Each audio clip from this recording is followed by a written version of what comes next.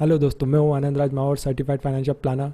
आज हम जानने वाले हैं पब्लिक प्रोविडेंट फंड के बारे में। पब्लिक प्रोविडेंट फंड ये एक पॉपुलर और लॉन्ग टर्म इन्वेस्टमेंट स्कीम है। बहुत से लोगों ने ये स्कीम का नाम सुना भी होगा और कुछ लोग निवेश भी कर रहे होंगे और कुछ लोग निवेश करने का सोच भी रहे होंगे। बहुत से लोग निवेश तो कर देते बट उनको स्कीम का बेनिफिट्स पता नहीं होते हैं। रूल्स रेगुलेशंस क्या है, क्या क्या एग्जाम्शंस है और इसमें रिटर्न कितना मिलेगा, रिस्क फैक्टर कितना है, स्कीम का लॉक इन पीरियड कितना है, मिनिमम इन्वेस्टमेंट कितना करना होता है, मैक्सिमम कितना करना होता है, ये लोगों को पता नहीं होता है। और ये स्कीम का कैलकुलेशन कैसा वर्कआउट होता है ये भी लोगों को पता नहीं होता है। ये सब चीज़ें हम ये वीडियो में जानने वाले हैं और आप बने रहिए ये वीडियो के लास्ट तक। सबसे पहले आपको बता दूं कि ये स्कीम में कौन कौन अकाउंट खुलवा सकता है। ये स्कीम में कोई मिनिमम और मैक्सिमम एज लिमिट नहीं है। जैसे कि आपके घर में कोई 18 साल के नीचे बच्चा है तो आप उसका भी अकाउंट खुलवा सकते हो, बट कंडीशन यही रहेगी कि उसका उनके पेरेंट, बच्चे के पेरेंट और ग्रैंड पेरेंट ही अकाउंट को ऑपरेट कर सकते हैं और मिनिमम 500 रुपये से लेके आप 1.5 लाख तक निवेश कर सकते हो। 1.5 लाख से ज़्यादा भी कर सकते हो, बट आपको जो टैक्स बेनिफिट है वो 1.5 लाख तक ही मिलेगा। और जब बच्चा मेजर हो जाता है 18 साल के बाद तो आप एक फॉर्म फिल करके, वो बच्चा जब मेजर हो जाएगा तो वो खुद का अकाउंट खुद ऑपरेट कर सकता है। आपको ये स्कीम में मिनिमम 500 रुपये से लेके अब मैक्सिमम 1.5 लाख तक निवेश कर सकते हो, 1.5 लाख से ज़्यादा भी कर सकते हो, बट आपको टैक्स बेनिफिट 1.5 लाख तक ही मिलेगा। तो मेरा एडवाइस रहेगा कि आप 1.5 लाख तक ही निवेश कीजिए। और जैसे कि मैंने आपको बताया कि आपको मिनिमम 500 रुपये सालाना ये स्कीम में निवेश करना ही है। तो अब जैसे कि आपने फॉर एग्जांपल पहले साल आपने 500 रुपये निवेश किया, दूसरे साल भी 500 रुपये निवेश किया, बट आप तीसरे साल भूल जाते हो आपके या निवेश करना करते ही नहीं हो, तो आपका अकाउंट तीसरे साल से डीएक्टिवेट हो जाएगा। बट आपने तीसरे साल निवेश नहीं किया, चौथे साल भी नहीं किया, बट आप 5वें साल आप निवेश कर रहे हो तो आपको तीसरे साल का 500 रुपया, चौथे साल का 500 रुपया और 5वें साल का 500 रुपया, कुल मिला के आपको 1500 रुपया डिपॉजिट करके आप आपका अकाउंट एक्टिव करा सकते हो। तो आपको जब भी आपका अकाउंट डीएक्टिवेट हो जाए तो आपको इंटरेस्ट अर्न होना बंद हो जाता है। जब आपका अकाउंट एक्टिव हो जाएगा तो वहाँ से आपका इंटरेस्ट अर्न स्टार्ट हो जाता है। तो मिनिमम आपको सालाना 500 रुपये तो भी निवेश करना बहुत ज़रूरी है। मान लेते हैं कि अब आप निवेश कभी कर सकते हो। आप साल में 12 इंस्टॉलमेंट में या एक ही इंस्टॉलमेंट में भी निवेश कर सकते हो। जैसे कि आप सालाना 500 रुपये कॉन्ट्रीब्यूट कर रहे हो, 12 महीने में आप 6,000 रुपये तक कॉन्ट्रीब्यूट कर रहे हो, या आप साल में एक साथ 6,000 रुपये भी निवेश कर सकते हो। पीपीएफ में आप जॉइंट अकाउंट खुलवा नहीं सकते हो क्योंकि एक इंसान को एक ही अकाउंट खुलवा सकता है और इसमें मल्टीपल अकाउंट अलाउड नहीं है। पीपीएफ स्कीम में निवेश नहीं कर सकते, बट जब वो इंडियन सिटीजन थे टैक्स पर्पस के हिसाब से तब उन्होंने पीपीएफ अकाउंट खुलवाया रहेगा और उसके बाद वो एनआरआई हुए होंगे तो इस केस में वो अकाउंट कंटिन्यू कर सकते हैं till maturity with minimum investment. इसमें वो एडिशनल कुछ फ्रेश इन्वेस्टमेंट नहीं कर सकते। HUF हिंदू अनडिवाइडेड फैमिली भी ये स्कीम में निवेश नहीं कर सकती। Only individual, residential individual tax purpose के हिसाब से इंडिविजुअली एक ही अकाउंट खुलवा सकता है, मल्टीपल अकाउंट पीपीएफ में अलाउड नहीं है। अब बात करते हैं आप पीपीएफ अकाउंट कहाँ खुलवा सकते हो। पीपीएफ अकाउंट आप ये ऑनलाइन और ऑफलाइन भी खुलवा सकते हो, बट ज़्यादातर बड़े banks, nationalise bank, private bank और पोस्ट ऑफिस में खुलवाया जा सकता है। और इसके लिए आपको कुछ डॉक्यूमेंट्स भी सबमिट करने होते हैं, जैसे कि आपका पीपीएफ अकाउंट ओपनिंग फॉर्म हो गया और एक आपका आईडी प्रूफ और आपका पैन कार्ड, आधार कार्ड और एक फ़ोटो, पासपोर्ट साइज़ फ़ोटो आपको फॉर्म के साथ सबमिट करना होता है। अब बात करते हैं स्कीम के रिटर्न के बारे में। ये स्कीम का रिटर्न गवर्नमेंट हर 3 महीने में रिवाइज करती है। अभी के हिसाब से देखा जाए तो ये स्कीम आपको 7.1% सालाना रिटर्न दे रही है और कुछ महीनों पहले ये स्कीम का रिटर्न 7.9% सालाना था। अब हम जानेंगे ये स्कीम के मैच्योरिटी और लॉक इन पीरियड के बारे में। जैसे कि आपका पैसा निवेश कर रहे हो तो आपका पैसा आपको कभी मिलेगा। ये स्कीम में 15 साल का लॉक इन पीरियड होता है और इसमें कुछ एक्सेप्शन भी दिए हैं, तो 1 बाय 1 हम वो देखते हैं। पहला एक्सेप्शन ये है कि आपको ये स्कीम में 5 साल हो जाते हैं तो आपका जो भी आपने निवेश किया है उसका 50% आप निकाल सकते हैं, विड्रॉ कर सकते हैं। एक्सेप्शन ये है कि जैसे कोई घर में इमरजेंसी आ जाती है या कोई सीरियस इलनेस, सीरियस डिसीज़ किसी को हो जाती है या बच्चे के लिए पढ़ाई के लिए पैसा चाहिए होता है, तो इन केस में आप आपका अकाउंट बंद करवा सकते हैं या प्री मैच्योर करवा सकते हैं। और बंद करवाने के बाद आपका पैसा, आप सारा के सारा पैसा आप निकाल भी सकते हैं। ऑप्शन ऐसा है कि आपको ये स्कीम में पीपीएफ में 2 साल निवेश करके हो गए, तो अब तीसरे साल आप जितना आपने निवेश किया है उसका जो भी अमाउंट है उसका आप 25% लोन के रूप में ले सकते हैं। जैसे कि आपका फर्स्ट ईयर में आपने 1.5 लाख निवेश किया, सेकेंड ईयर में 1.5 लाख निवेश किया, तो आप तीसरे साल में उसका जो अमाउंट निवेश किया उसका 25% का आप लोन के रूप में ले सकते हो। और उस लोन का इंटरेस्ट रेट जो भी आपका पीपीएफ अकाउंट का इंटरेस्ट रेट रहता है उससे 2% ज़्यादा होता है। मैंने आपको बताया कि पीपीएफ अकाउंट का टर्म 15 साल का होता है, और जब 15 साल के बाद वो मैच्योर हो जाता है तो उस टाइम पर आपको पैसे की ज़रूरत नहीं है, तो आप ये अकाउंट पीपीएफ अकाउंट एक्सटेंड भी करवा सकते हो।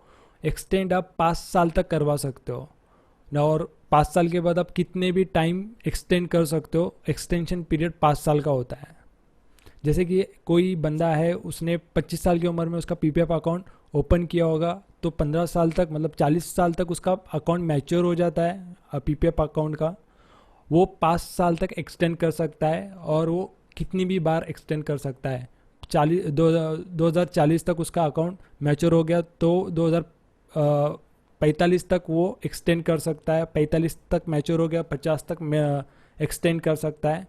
वो कितनी भी बार एक्सटेंड कर सकता है। साल में जो भी मैच्योरिटी अमाउंट है वो आप कभी भी निकाल सकते हो, बट साल में एक ही विड्रॉल अलाउड है, आप एक से ज़्यादा विड्रॉल नहीं कर सकते। करते हैं स्कीम के टैक्स बेनिफिट के बारे में। ये स्कीम एग्जाम्प्ट कैटेगरी में आती है।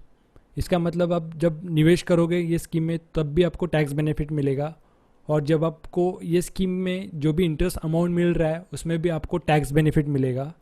और जब आप मैच्योरिटी जो बेनिफिट ले रहे हो तो उसमें भी आपको एग्जेम्पशन ही में। इन एग्जेम्पशन के कारण आपको ये स्कीम में एफडी से ज़्यादा और अच्छे रिटर्न मिल सकते हैं। अगर आप रिटायरमेंट प्लानिंग कर रहे हो तो आप ये स्कीम में निवेश कर सकते हो।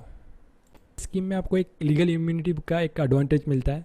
वो ऐसा है कि जब आप पे कोई लीगल केस हो जाता है और इस केस में आपको किसी को कंपनसेशन देना हो, तो कोर्ट आपका जो भी एसेट्स प्रॉपर्टी है वो आपको अपने कब्जे में लेकर उसको बेच बाच कर वो जो भी आपका पेनल्टी या कंपनसेशन है उसको चुकाती है। इसमें आपका जो भी म्यूचुअल फंड एसेट जो भी प्रॉपर्टी है वो सब आ जाता है, एक्सेप्ट आपका पीपीएफ अकाउंट छोड़कर। जब आप पीपीएफ अकाउंट में निवेश करते हो तो वो आपका अकाउंट नहीं होता है, आपके फैमिली का हो जाता है रूल के हिसाब से देखा जाए तो आपको लीगल इम्यूनिटी का एक बहुत बड़ा एडवांटेज मिलता है। करते हैं स्कीम का इम्पोर्टेंट पॉइंट मीन्स आप हर महीना ये स्कीम में कुछ अमाउंट निवेश कर रहे हो। हर 10 तारीख को आपका एक अमाउंट जा रहा है, समझो 1000 रुपया या जो भी आप निवेश कर रहे हो, वो पैसा आप 10 तारीख को जा रहा है। अगले जो महीने का जो 20 दिन है 10 से लेकर 30 तारीख तक, उस पर आपको कोई इंटरेस्ट नहीं मिलेगा। जो भी अमाउंट आप डिपॉजिट कर रहे हो या निवेश कर रहे हो उस पर आपको कोई इंटरेस्ट नहीं मिलेगा। बट आप ये पैसा जो अब 10 तारीख को निवेश करने वाले तो वो आप 5 तारीख के पहले निवेश करते हो 1 से 5 के बीच में, तो आपको पूरे महीने का इंटरेस्ट वो अमाउंट पे मिलेगा। तो ये आप कभी भी निवेश करोगे पीपीएफ अकाउंट में तो आप कभी भी 1 से 5 के बीच में निवेश कीजिए, क्योंकि आपको वो महीने का पूरा इंटरेस्ट पूरा बेनिफिट आपको मिलेगा। कि पीपीएफ में निवेश करना चाहिए या नहीं। अगर आप 30% के ब्रैकेट में आते हो तो आपको निवेश करना बहुत ही फ़ायदेमंद होगा, क्योंकि आपको 1.5 लाख तक आपको एटीसी में एग्जेम्पशन मिल जाता है, टैक्स बेनिफिट भी मिलता है, और आप रिटायरमेंट प्लानिंग के लिए ये स्कीम में निवेश कर सकते हो। लॉन्ग टर्म में इसका बहुत बेनिफिट मिलता है। और आपको डिसिप्लिन की कमी होगी आपके अंदर तो आप ये स्कीम में ज़रूर निवेश, क्योंकि ये स्कीम में लॉक इन पीरियड होता है तो आप मनी विड्रॉ नहीं कर पाओगे। आप किसी म्यूचुअल फंड में निवेश करते हो तो आप विड्रॉ भी कर लेते हो, ये स्कीम में वो ऑप्शन नहीं रहता है, तो आप ये स्कीम में निवेश कर सकते हो डिसिप्लिन के कारण। पीपीएफ कैलकुलेटर के बारे में, पीपीएफ का कैलकुलेशन कैसा होता है, आप मंथली बेसिस पे आप अलग अलग अमाउंट निवेश करते हो तो उसका कैलकुलेशन कैसा होता है वो आपको समझ में आएगा। मैंने एक सिंपल सा कैलकुलेटर बनाया, बस आपको अमाउंट इंटर करना है, वो ऑटोमेटिकली आपको आपके कॉर्पस का वैल्यू आपको ऑटोमेटिकली बताते रहेगा। तो मैं लेके चलता हूँ आपको कैलकुलेटर पे। अभी समझो आपने अभी अभी आपका निवेश स्टार्ट किया है 2020 में, तो यहाँ पे 2020 लिख लेता हूँ मैं। और इंटरेस्ट रेट अभी 7.1% चल रहा है। और आपने जान में इन निवेश किया था 500 रुपया, फेब में निवेश किया था 500, मार्च में 500 निवेश किया था, टोटल आपका इन्वेस्टमेंट हो गया 1500। और पीपीएफ में आप जब निवेश करते हो तो आपका वो फाइनेंशियल ईयर काउंट होता है 1 ईयर। मतलब अब अप्रैल 2020 में आप निवेश करोगे तो वो आपका फाइनेंशियल ईयर काउंट होगा 2020 मार्च में, एक फाइनेंशियल ईयर। सेम वो नेक्स्ट ईयर के लिए भी अप्लाई होता है। और आप हर महीना 500 रुपये निवेश कर रहे हो तो आपका 12 महीने का 500 टोटल 6,000 रुपये आपका निवेश होता है। टोटल इन्वेस्टमेंट आपका 6,000 रुपये यहाँ पर आ गया। और उस पर जितना इंटरेस्ट अर्न होता है 6,200, मतलब उसका टोटल वैल्यू आपका 6,236 रुपये आपका हो गया है। तो और लास्ट ईयर का आपका 1,518, टोटल आपको इन टोटल में आपका जो एंड ऑफ द ईयर जो कॉर्पस रहेगा वो 7,865। नेक्स्ट ईयर भी आप 500 निवेश कर रहे हो साल, तो आपका काउंट 6,000 हो जाता है। उस पर आपका जो भी इंटरेस्ट मिलता है और जो लास्ट ईयर आपका जो कॉर्पस था उसके ऊपर भी आपको इंटरेस्ट मिलेगा। टोटल अमाउंट यहाँ पे आपको आ जाएगा। और यहाँ पे कभी इंटरेस्ट रेट चेंज हो जाता है, कभी 8%, 7.5%, इधर 7.25% आ जाता है, तो यहाँ पे ऑटोमेटिकली अमाउंट चेंज हो जाएगा। तो बस आपको अमाउंट इंटर करना है और बाकी सब आपको ऑटोमेटिकली आ जाता है। 15 साल के बाद आपका कॉर्पस कितना होगा आपको यहाँ पे सीधा सीधा अमाउंट मिल जाएगा। आपका अराउंड 1,67,000 अमाउंट आता है। और आप एक्सटेंड करते हो 5 साल तो आपके कितना आपका कॉर्पस हो सकता है आपको वहाँ से भी अंदाज़ा आ जाएगा। तो मैं 20 साल तक लेता हूँ तो 20 साल तक मेरा 2,74,000 रुपये मेरा जमा हो जाता है मैच्योरिटी अमाउंट। और मैं 5 साल तक एक्सटेंड करता हूँ तो मेरा अमाउंट लगभग 4,26,000 हो जाता है।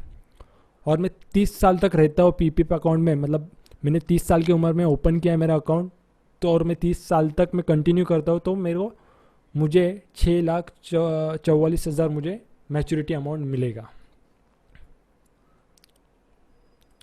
और ये कैलकुलेटर मैंने अपने डिस्क्रिप्शन में भी दिया है, आप डाउनलोड कर सकते हो और अप्लाई भी कर सकते हो।